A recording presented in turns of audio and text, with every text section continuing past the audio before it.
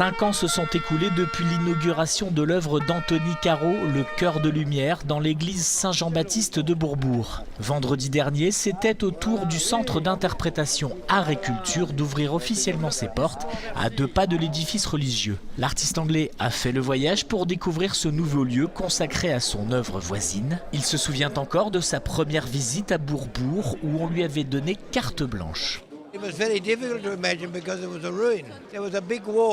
C'était vraiment difficile d'imaginer quelque chose car l'église était une ruine. Il y avait encore un grand mur qui séparait le chœur de la nef. Dans le chœur, il n'y avait pas de sol. Il y avait partout des étais et des renforts pour soutenir les arches. C'était totalement différent. Nous sommes passés par de nombreuses phases à penser à ce que nous pourrions faire là. Nous avons créé des maquettes au 20e puis au 10e et nous avons laissé vagabonder nos idées. Les idées depuis ont fait leur chemin. L'œuvre rassemblant 15 sculptures dans le chœur s'est fait une place ici. Le SIAC est venu renforcer, compléter cette grande commande publique d'art contemporain pour s'ouvrir un peu plus aux visiteurs et lui donner des clés de compréhension de l'œuvre. Mais le nouveau centre ne se cantonnera pas à ce seul rôle.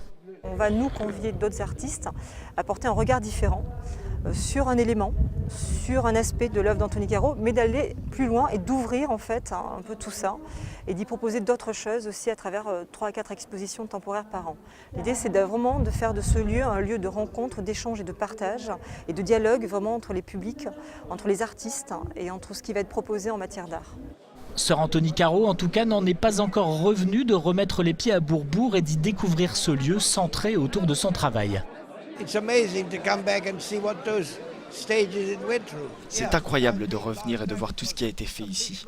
Quand je suis venu la dernière fois, c'était la halle aux poissons et maintenant, c'est franchement superbe. J'espère que ce lieu sera utile à tous les gens de la ville, aux visiteurs et en particulier aux enfants.